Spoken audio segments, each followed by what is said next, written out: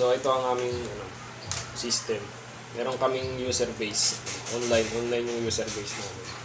Kasi ito ang aming admin. So ngayon sa user base muna, paliwanag ko yung user base. Ito nga pala yung aming database online. Yun yung mga participant na gumawa ng account, mga grupo ko. Yan yung mga information nila. So ngayon, ito ako sa homepage. Pwede ito pang pang mobile phone kasi ito nag-i-scale. Yan, pwede siya pang mobile phone. Pwede pang mobile phone.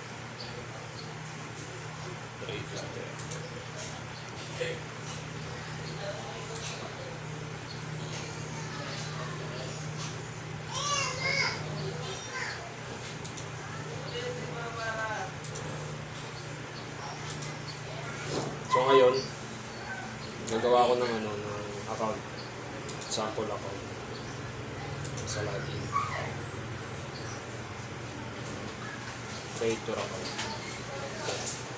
So ngayon, ito pag wala kang nilagay dyan lang, bawal yan. Kailangan mo talaga lagyan.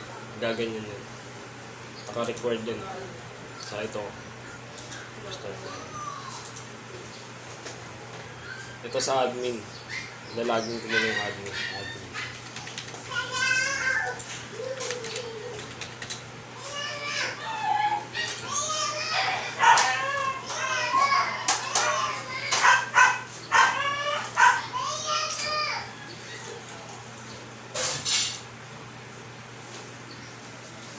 So ito sa admin yun. Yan. Papansin nyo, nababasa nyo nandito sa database. Database online. Nababasa nyo. Same na same yan. Same na same. So, dito gagawa ko ng account. Sample.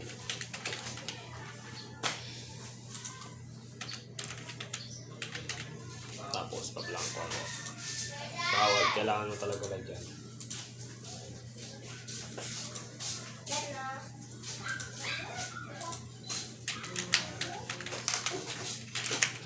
Pag dito naman, sample, ganyan nilagay mo. Bawal yan, kailangan gmail.com. Ganyan. Yan. Sa phone number, ito number talaga to. Tapos, ganyan. Yan, kailangan ng tamang format. Yan. Tapos address na halimbawa. Manila. Tondo. Ito sa username. Kahit ano lang yan, sample. Sa password, kailangan maximum minimum ng 8 yung length niya. So kahit 2, 3, 4, 5, 6, 7 kasi pag ganito kailangan 8 characters.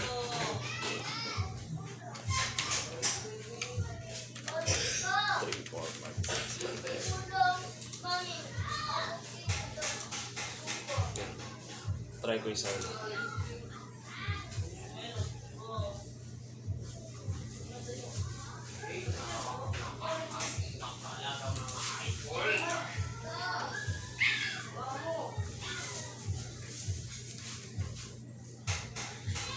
So, ayan, successfully registered.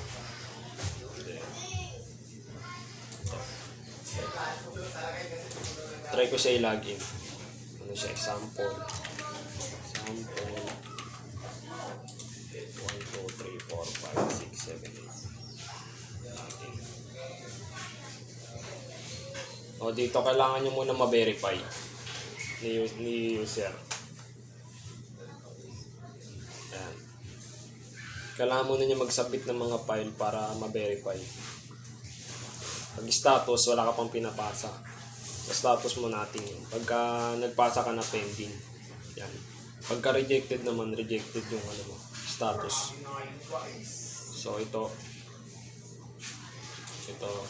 Yan. Yung create ko na account. I-press ko muna.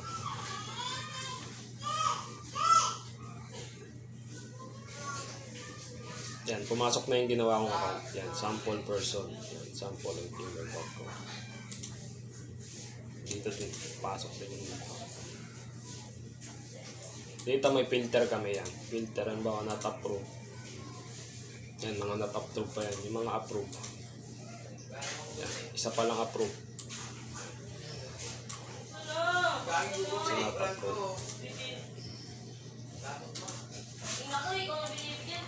So ngayon ito, approvean ko to. Approvean ko.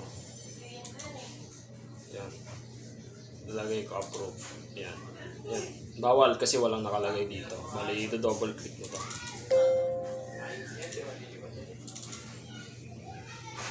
Ayan. Approve mo. Review ID mo siya. Pagpasa na siya ng ID. Ayan. Wala pang ID naman eh. So ito. Ayan. Pag okay na sa'yo, exit mo lang. Same yung yun dito. Yung ID.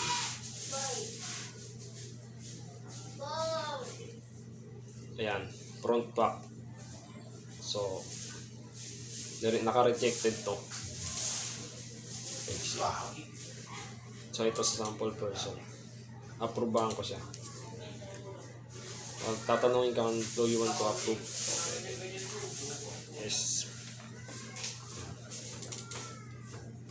Approve na siya. So ngayon, tatry ko naman siya i-login sa site. Logout ko. Pag-approve na yan. Ito lalabas pag-approve.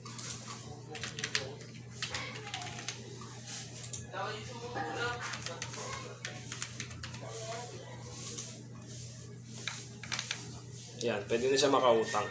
So, transaction history niya yan. Lalabas yan dyan. Halimbawa, alam mo nito ganito. Tapos yung Gcash number niya. Yung naman yun.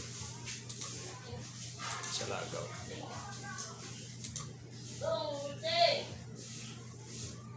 So, ito. Ilalagay ko yung approve. Dalawa na yung approve. So, try ko naman mag-login ng rejected. Rejected.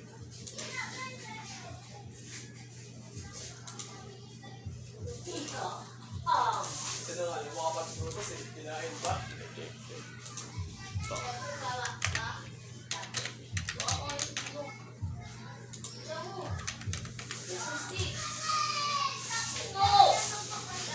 Ayan. Pag sa rejected yan, yung status. Rejected. Hanggat hindi siya ina-approvean, hindi siya pwede makautang. Kailangan mo na-approvean siya ni admin.